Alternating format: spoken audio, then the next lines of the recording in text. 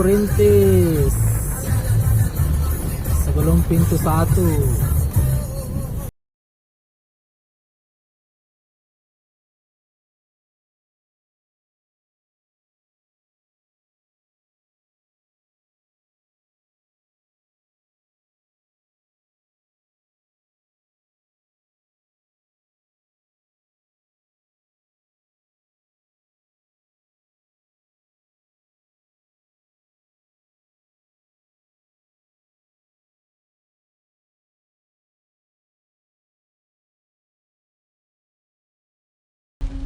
فلولا